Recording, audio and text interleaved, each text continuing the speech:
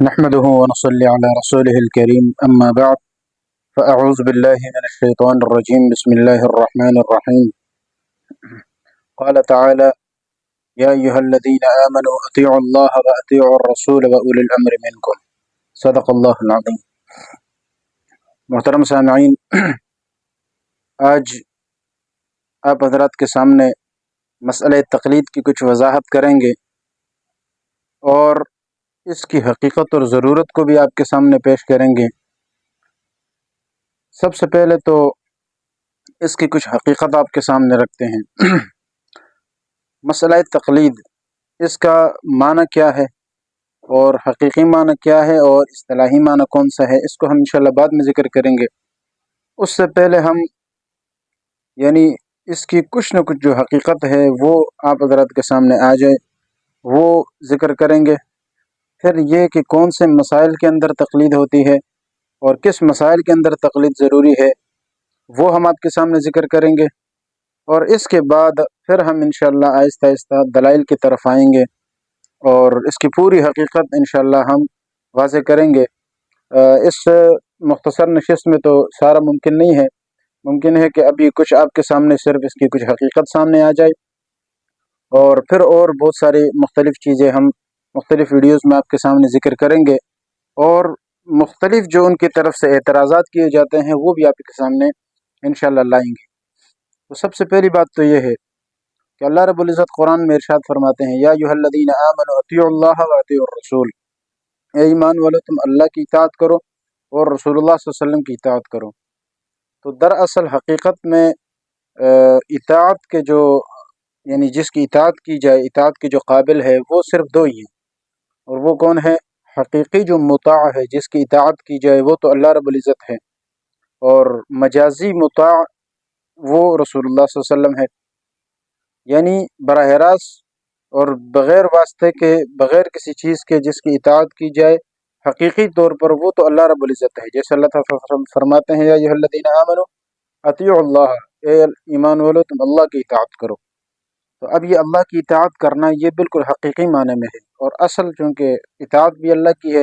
اس لیے اللہ نے حکم دیا کہ اللہ کی اطاعت کرو۔ اب اللہ رب العزت کی طرف سے نمائندگی کرنے کے لیے انبیاء آتے ہیں، تو نبی صلی اللہ علیہ وسلم کی اتباع بھی ضروری ہے، اس لیے کہ اللہ کے نبی صلی اللہ علیہ وسلم نے بھی اپنے قول اور اپنے فعل سے اللہ تعالیٰ کے احکامات اور اللہ کے منشا کی ترجمانی کی ہے، اور اللہ کیا چاہتے ہیں، کیوں، کس طرح کرنا ہے، کیا نہیں کرنا، یہ ساری چیزیں اللہ تعالیٰ ہم سے چاہتے ہیں، لیکن ہمیں کیسے پتہ چلے؟ تو اس اللہ تعالیٰ کے نیابت جو ہے نا وہ ترجمانی وہ رسول اللہ صلی اللہ علیہ وسلم نے اپنے افعال اور اپنے اقوال سے کی ہے۔ تو اس لیے کہتے ہیں کہ حقیقی جو مطاع ہے، یعنی جس کی اطاعت ضروری ہے، قابل اتباع، وہ تو حقیقی طور پر اللہ ہی ہے، اور مجازی طور پر جو ہے وہ رسول اللہ صلی اللہ علیہ وسلم ہے۔ ان دو کے علاوہ باقی کسی اور کو مطاع اور قابل اتباع سمجھنا اور اس کو حقیقی مطاع سمجھنا، یا پھر یہ کہو کہ مجازی مطاع سمجھنا، یہ پھر غلط عقیدہ شروع ہو جائے گا، اور یہ کہے کہ اسلام سے آدمی نکل جاتا ہے جو اس طرح کا یقین رکھتا ہے۔ قرآن کریم میں اور احادیث مبارکہ میں مختلف صورتیں ایسی ہے کہ اس میں دو طرح کے مسائل آپ کو ملیں گے۔ سب سے پہلے تو جو مسائل ہیں وہ مسائل ہے مسائل اجتہادیہ، اور دوسرے وہ ہے جو مسائل منسوسہ ہے، یا یہ کہو کہ مسائل دو طرح کے ہیں، ایک مسائل منسوسہ ہے اور ایک مسائل غیر منسوسہ۔ منسوسہ کا معنی یہ ہے کہ جو نص میں آئی ہے، قرآن و حدیث میں آئی ہے، اور مسائل واضحہ ہے، یعنی اتنے واضح ہیں کہ کسی انسان کو اس میں گہرائیوں میں جانے کی ضرورت نہیں ہے۔ عام بندہ جس کو عربی آتی ہے، بس اس کو صرف آپ وہ بات بتاؤ وہ فوراً سے سمجھ جاتا ہے، اس میں کسی اور کی رہنمائی لینے کی بھی ضرورت نہیں ہے، کسی اور سے اس کا معنی پوچھنے کی بھی ضرورت نہیں ہے، کیونکہ وہ اہل لغت ہے، اہل زبان ہے۔ آپ اسی کی زبان میں جب اس کو ایک بات بتائیں گے، عام الفاظ میں وہ بندہ اس بات کو سمجھ جاتا ہے، تو اس کو کہتے ہیں مسائل واضحہ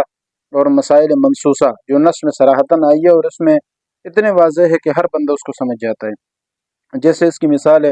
قرآن کریم میں اللہ تعالیٰ فرماتے ہیں لا یغتب بعضکم بعضا، کہ اے ایمان والو، یعنی اس سے سورہ حجرات کی آیت ہے کہ تم میں سے کوئی بھی بندہ دوسرے کی غیبت نہ کرے، ایک دوسرے کی غیبت نہ کرے، یہ مطلب ہے۔ اب بتائیں، جب اہل لغت والے جس طرح میں نے اردو میں آپ کو یہ بات سمجھائی ہے، آپ سمجھ گئے، اب اس میں کوئی اور زیادہ تعویل کی ضرورت ہے، زیادہ تشریح کی ضرورت ہے؟ کچھ بھی نہیں۔ تو اسی طرح ایک عربی شخص، ایک عربی جاننے والے بندے کو جب آپ یہی الفاظ بولیں گے، لا یغتب بعضکم بعضا، ان سری الفاظ سے، واضح الفاظ سے، اس میں کوئی خفا نہیں ہے، کوئی پوشیدہ بات نہیں ہے، فوراً وہ بندہ اس بات کو سمجھ جاتا ہے۔ تو اس لیے ایک طرح کے مسائل تو یہ ہیں۔ اب اس میں کسی کی تقلید کی ضرورت ہی نہیں ہے۔ اب اس میں کون کون سی چیزیں آ جاتی ہے، اس کی مثالیں میں آپ کے سامنے ذکر کر دوں۔ مثال کے طور پر ایک تو یہ جو قصے ہیں، ٹھیک ہے نا، مثال انبیاء کرام کے اللہ رب العزت نے قصے بیان کیے ہیں، یا مثالیں اللہ تعالیٰ نے بیان کیے ہیں، اس میں کیا ضرورت ہے تقلید کی؟ کوئی ضرورت نہیں ہے۔ اسی طریقے سے عقائد کے جو باتیں ہیں، عقائد بھی مطلب وہی ہے نا، اللہ تعالیٰ نے قرآن میں ارشاد فرمایا نا کہ بھئی ہم نے واضح آیات پیش کی ہے، تو وہ قیامت پر، صحیح ہے نا، اور قیامت کے دن پر، دوبارہ اٹھنے پر، اور اللہ کی توحید پر، اور اللہ کے اس تمام صفات پر، مثلا اللہ خالق ہے، کیسے خالق ہے، اللہ نے مثالیں دی ہیں، اس طرح کی ساری چیزیں جو عقائد کے ساتھ بھی تعلق رکھتی ہے، ان چیزوں میں آپ دیکھیں تو وہ عام چیزیں ہیں، ہر بندے کو سمجھ میں آنے والی ہے، اور گہرائیوں میں جانے کی ضرورت بھی نہیں ہے۔ تو یہ ساری چیزیں کس میں سے ہیں؟ واضح مسائل ہیں، ان میں عقائد ہے، بہت ساری چیزیں ہیں مسائل منصوصہ میں۔ اسی طرح سے نماز ہے، روزہ ہے، زکوٰۃ ہے، حج ہے، ان چیزوں کا آدمی جب حکم مثال پہلی مرتبہ سنتا ہے، اس میں زیادہ گہرائیوں کی ضرورت نہیں ہے، بس آدمی ایک تو یہ ہے نا کہ اس کی سمجھ، اس کو سمجھنا کیسا ہے، وہ نہیں، وہ الگ مسئلہ ہے، وہ انشاءاللہ بعد میں ذکر کریں گے۔ ان چیزوں کا ثبوت ہے یا نہیں ہے، تو ثبوت کے لیے ہر بندے کو پتہ ہے بھئی نماز کا ذکر بھی شریعت سے ملتا ہے، زکوٰۃ کا بھی ملتا ہے، چونکہ ارکان مخصوصہ ہے، یہ جو 5 بنیادی ارکان ہیں، یہ ساری چیزیں واضح طور پر مل جاتی ہیں۔ تو ان کو کہتے ہیں مسائل واضحہ، مسائل منصوصہ۔ تو اس لیے تمام جو محدثین یا فقہا ہے، انہوں نے لکھا ہے کہ بھئی ان چیزوں میں تقلید کی ضرورت نہیں ہوتی ہے، اس لیے کہ تقلید اس لیے ہوتی ہے کہ ایک بندے کو ایک چیز سمجھ میں نہیں آتی اور آدمی دوسرے سے پوچھے، جبکہ یہ چیزیں ہر بندے کو سمجھ میں آتی ہے۔ جس طرح کہ میں نے مثال بھی دی ہے قرآن سے، حدیث سے مثال یہ ہے کہ آپ صلی اللہ علیہ وسلم نے مثال کے طور پر فرمایا، لا فضل لعربی علی عجمی،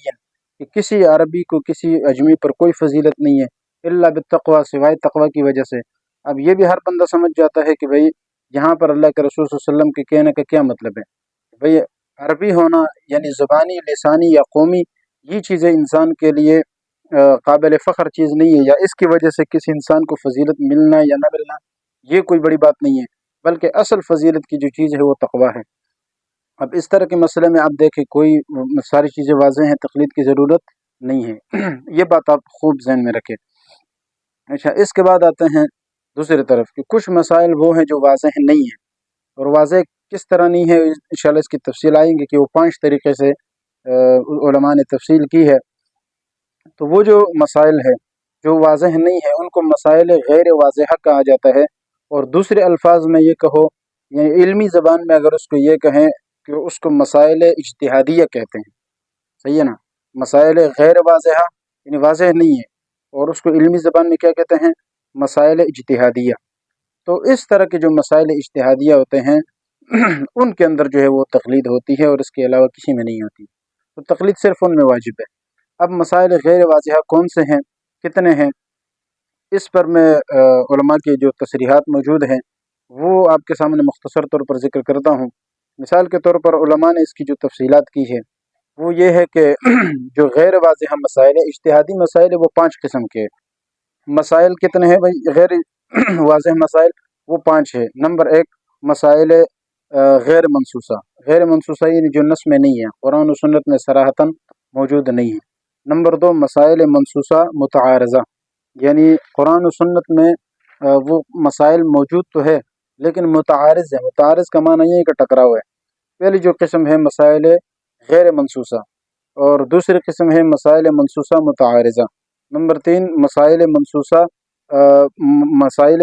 محتمل التاویل، اور نمبر 4 مسائل منصوصہ غیر متعینۃ الاحکام، اور اسی طرح نمبر 5 ہے مسائل منصوصہ محتملۃ المعانی۔ یہ محتملۃ المعانی یہ 5 قسم کے مسائل ہے۔ تو یہ جو مسائل ہے غیر منصوصہ مسائل، سب سے پہلے قسم جو مسائل غیر منصوصہ ہے وہ مسائل ہیں کہ جو نص کے اندر موجود ہی نہیں ہے، یعنی صراحتاً آپ تلاش کریں گے کسی حدیث میں آپ کو اس کا حل یا کہیں سے وہ مسئلہ آپ کو نہیں ملے گا، تو اس کو کہتے ہیں مسائل غیر منصوصہ، یعنی جو نص میں نہیں ہے۔ اب اس کی کیا مثال ہے؟ جیسے مثال کے طور پر اللہ تعالیٰ نے قرآن میں ارشاد فرمایا، یا ایھا الذین آمنوا انما الخمر والمیسر والانصاب والازلام رجس من عمل الشیطان، کہ یہ جو شراب ہے، جوا ہے، جوئیں کے تیر پھینکنا اس زمانے میں مشہور تھا، اسی طرح قربان گاہ بنانا بتوں کے نام پر کہ بتوں کے آگے جانوروں کو ذبح کیا جائے، اس طرح کے قربان گاہ، یہ اور شراب، یہ چیزیں کیا ہے؟ رجس من عمل الشیطان، یہ گندگی ہے اور شیطان کے اعمال ہے۔ فاجتنبوہ لعلکم تفلحون، اگر کامیاب ہونا ہے تو ان چیزوں سے اجتناب کرو۔ اب دیکھو حکم آ گیا، اب شراب کا حکم تو مثال کے طور پر اس آیت کے اندر آ گیا، یہ ہے نص، یعنی یہ منصوص ہے، اس کو کہتے ہیں منصوص، کہ جو چیز نص کے اندر صراحتاً آ گئی ہے، قرآن میں آ گئی ہے، تو یہ حکم تو مثال کے طور پر ہو گیا منصوص،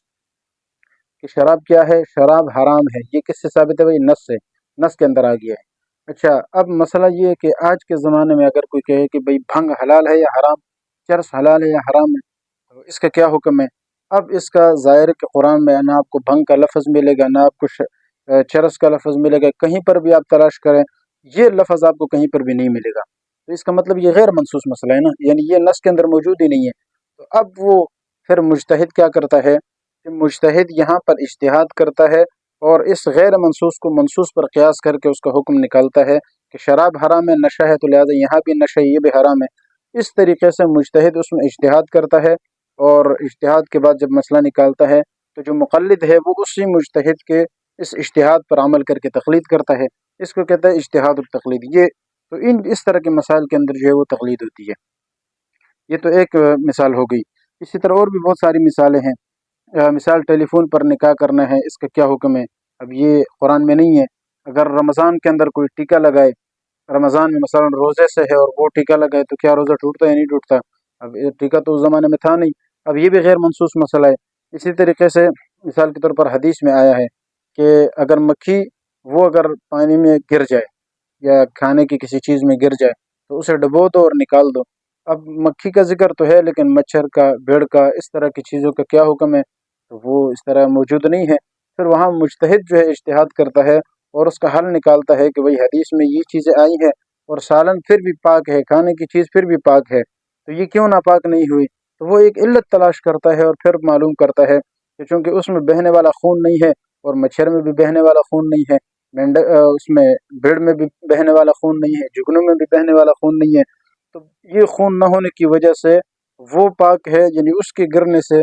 کھانے پہ کوئی فرق نہیں پڑا، تو اس چیز کے گرنے سے بھی کھانے پر بھی کوئی فرق نہیں پڑتا۔ یہ انہوں نے حکم جو ہے نا نکال دیا، قیاس کر کے نکال دیا۔ تو مجتہد اجتہاد کرتا ہے اور مقلد اسی مجتہد کے اجتہاد کے، یعنی اسی کے رہنمائی میں، اس کی تقلید کر کے اس کے رہنمائی میں قرآن و حدیث پر عمل کرتا ہے۔ تو یہ چیزیں، یہ تو ہو گئی مسائل غیر منصوصہ۔ اس کے بعد ہے مسائل منصوصہ متعارضہ۔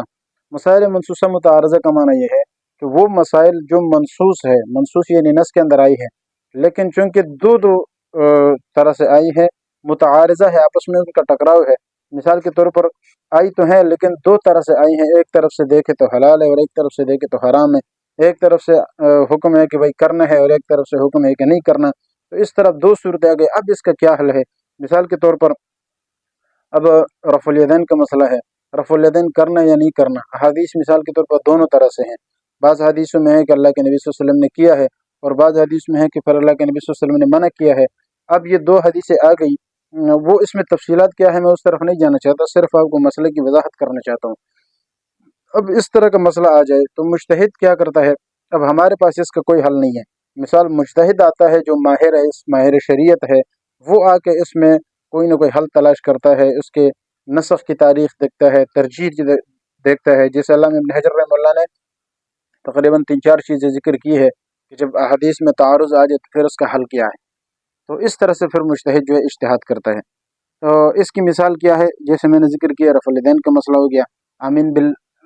بالجہر، آمین بالسر، اس کا مسئلہ ہو گیا۔ جیسے ترمذی کی حدیث ہے صفحہ نمبر 57-58 پہ جو ہے نا وائل ابن حجر رضی اللہ تعالیٰ عنہ، انہی کی دو حدیثیں امام ترمذی رحمہ اللہ نے اکٹھی لائی ہیں۔ پہلی حدیث میں انہوں نے ذکر کیا ہے کہ میں نے اللہ کے نبی صلی اللہ علیہ وسلم کو یہ سنا، یعنی یہ نماز میں یہ پڑھتے ہوئے سنا، غیر المغضوب علیہم ولا الضالین، फ़क़ाल आमीन, यानी आमीन के अल्फाज कहे, और आगे है कि वमद्द बिहा सौतहु, उसमें आप सल्लल्लाहु अलैहि वसल्लम ने आवाज़ को खींचा। और उसी से अगले हदीस में उन्होंने फरमाया कि भाई आप सल्लल्लाहु अलैहि वसल्लम को, यानी जब ये पढ़ा गैर मग़ज़ूबि अलैहिम वलद्दालिन फ़क़ाल आमीन, आमीन तो कहा, लेकिन वख़फ़ज़ बिहा सौतहु, आगे अल्फाज है कि आप सल्लल्लाहु अलैहि वसल्लम ने फिर उन अल्फाज को छुपाया, आवाज़ को छुपाया, यानी उसमें फिर जहर से नहीं किया बल्कि खामोशी से। अब दो हदीसों में तारुज़ आ गया। मैंने पहले बताया कि मैं इसकी तफसीलात में नहीं जाना चाहता, सिर्फ दो हदीसों का ज़ाहिरन इसका तारुज़ आ जाए तो फिर इसका क्या हल है, फिर इसका मुज्तहिद हल निकालता है, इज्तिहाद करता है, और मुक़ल्लिद उसी मुज्तहिद के इज्तिहाद पर अमल करता है और तक़लीद करता है, इसी को तक़लीद कहते हैं।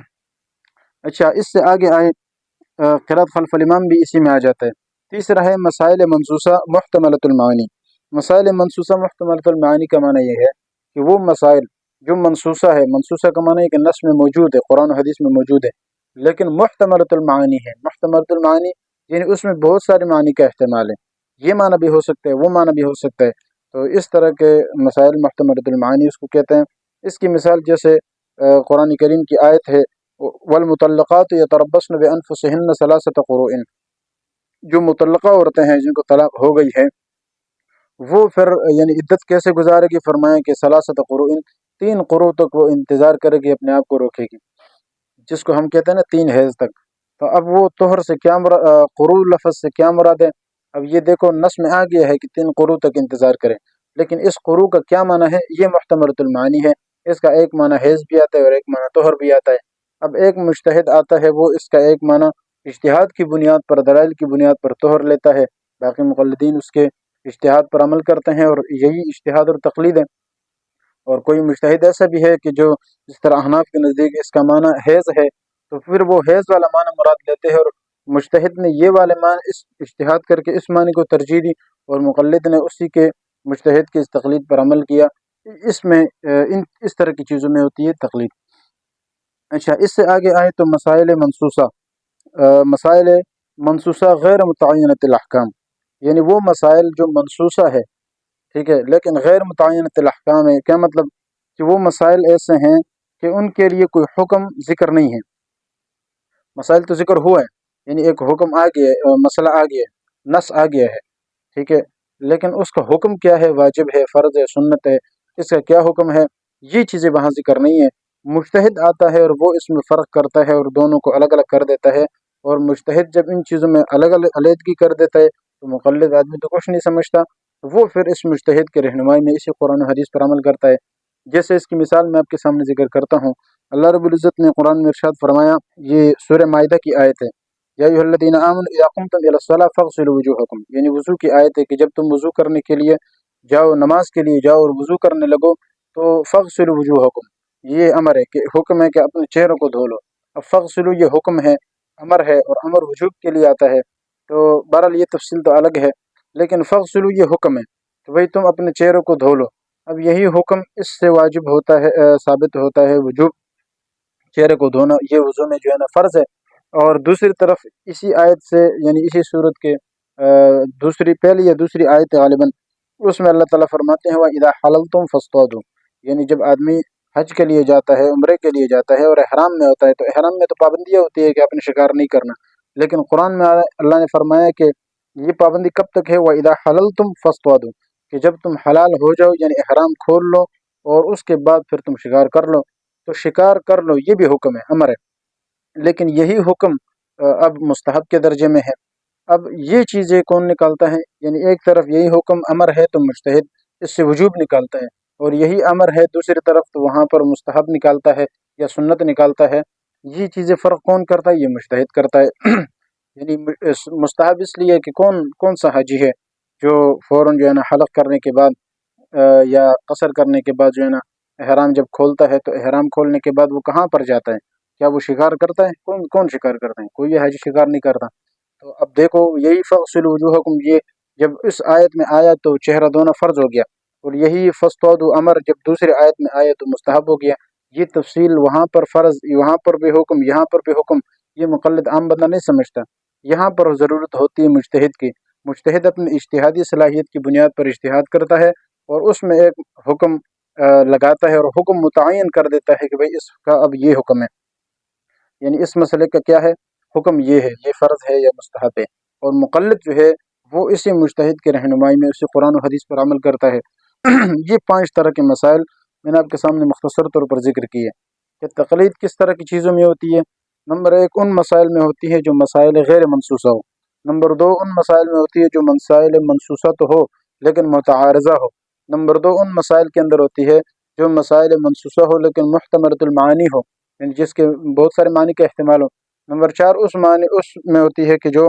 مسائل غیر منسوسہ غیر متعینۃ الاحکام، ان مسائل کے اندر ہوتی ہے جن کا حکم متعین نہیں ہوتا ہے۔ تو یہ جو 5 طرح کے مسائل ہے،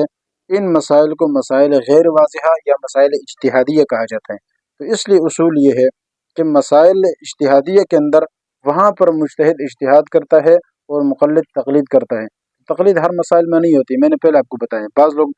عقائد کا حوالہ ہمیں دے کر کہتے ہیں کہ عقائد میں تم یہ کرتے ہو، عقائد میں پھر کس کی تقلید کرتے ہو؟ بھائی مسائل کے اندر تقلید ہوتی ہے، اجتہاد کے اندر کیا نام ہے عقائد کے اندر تقلید نہیں ہوتی ہے۔ یہ بات خوب سمجھ رہے ہیں، میں اس پر انشاءاللہ کے حوالے بھی پیش کروں گا۔ اچھا، بعض لوگ کہتے ہیں یہ تفصیل آپ نے کہاں سے نکالی؟ سیدھے سیدھا قرآن و حدیث ہے، یہ تفصیلات تم نے کدھر سے نکالی ہے؟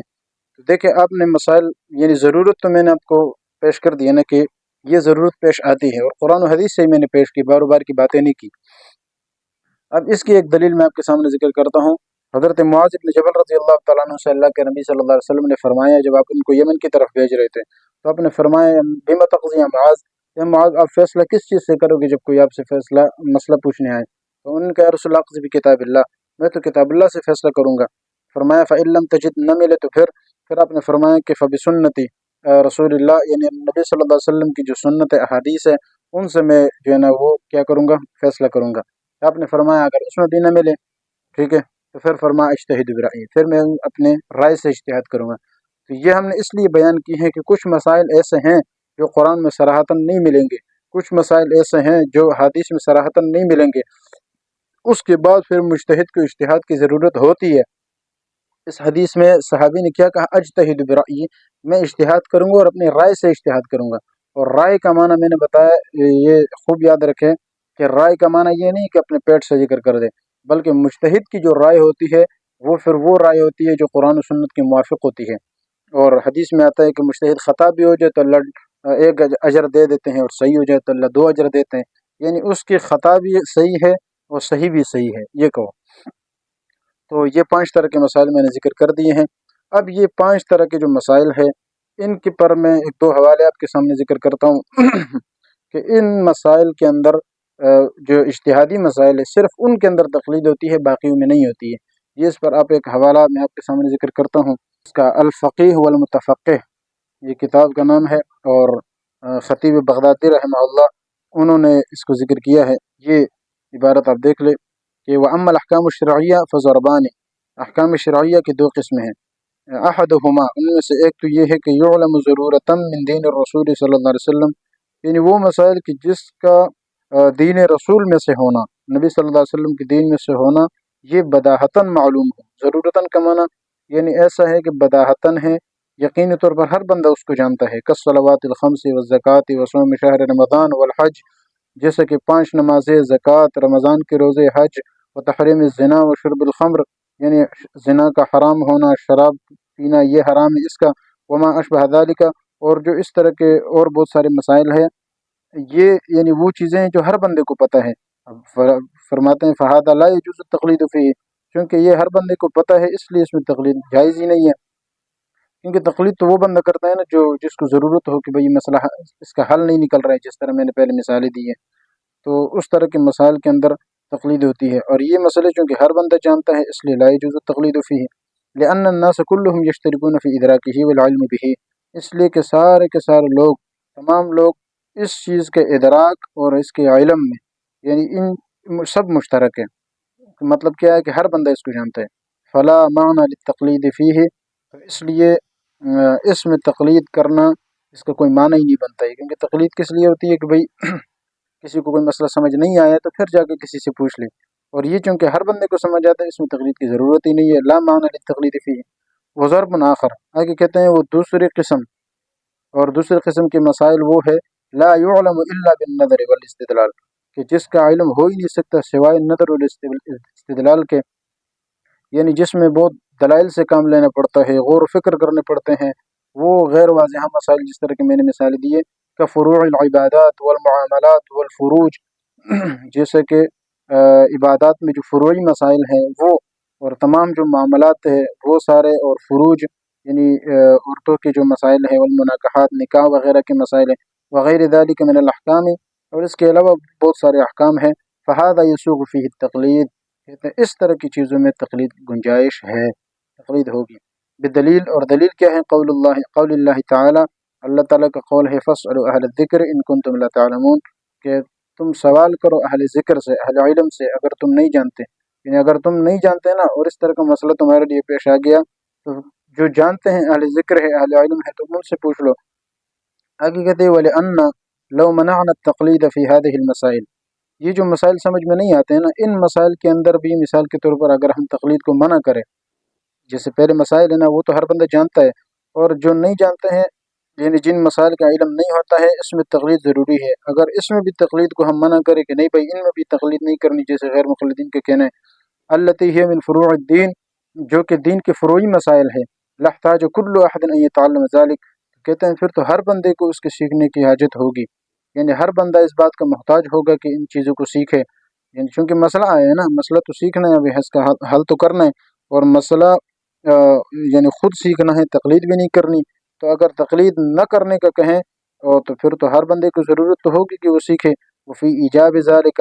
کہتے ہیں اگر اس طرح ہوگا نا کہ ہر بندے پر اس چیز کو لازم کیا جائے، واجب کیا جائے، اس چیز کو واجب کرنے میں قطع عن المعائش وہلاک الحرث والماشیت، یعنی اس سے کیا ہوگا، معیشت بھی ختم ہو جائے گی، اور حرث کہتے ہیں کھیتی کو، کھیتی باڑی بھی ہلاک ہو جائے گی، معاشیہ جانور چرانا اور یہ چیزیں ساری ختم ہو جائے گی، اس لیے کہتے ہیں فواجب ان یسقط، بس لازم ہے کہ اس کو ساقط کیا جائے، یعنی کیا مطلب ہے کہ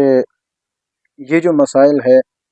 جتنے مسائل غیر واضح ہے ان میں تقلید کی ہمیں ضرورت ہے، اور سخت ضرورت ہے، اس لیے کہ اگر ہم تقلید نہیں کریں گے اور یہ کہیں گے کہ چلو بھائی نکلو اس کو تلاش کرو خود، تو خود ہر بندہ کہاں تلاش کر سکتا ہے؟ آج بھی میں چیلنج دیتا ہوں غیر مقلدین کو، یہ تو سارے بیچارے ایسے ہی ہے نا کہ انہوں نے کہیں نہ کہیں کتابیں پڑھی ہیں، احناف کی کتابیں پڑھی ہیں، دیگر کتابیں پڑھی، اور دلائل چیزیں سارے سمجھ کے اب اس نہج پہ پہنچے ہیں کہ جو ہے نا اکابرین کے خلاف بد زبانی کرتے ہیں۔ اگر آپ کسی بھی لڑکے کو اسی طرح خواہ نا عربی سکھائے اور کہے کہ بھائی چلو بھائی مسئلے کا حل تلاش کرو، آپ دیکھو دنیا کے کس گہرائیوں میں، گمراہیوں میں جا کے وہ گرتا ہے، اور اس کا حل قیامت تک وہ یعنی ایک ایک مسئلے پر اس کو مہینے سالوں لگ جائیں گے۔ تو جب بھائی ساری چیزیں فقہائے کرام نے واضح طور پر بیان کر دی ہے، اب اس میں مزید آپ کے لیے کیا موت پڑتی ہے کہ آپ اس میں تقلید کریں؟ تو اس طرح کے مسائل جو غیر واضح ہے ان میں تقلید کی گنجائش ہے اور ہونی بھی چاہیے، اور ضرورت ہے انسان کی، جیسے کہ خطیب بغدادی رحمہ اللہ نے فرمایا کہ ان چیزوں کی ہمیں ضرورت ہوتی ہے۔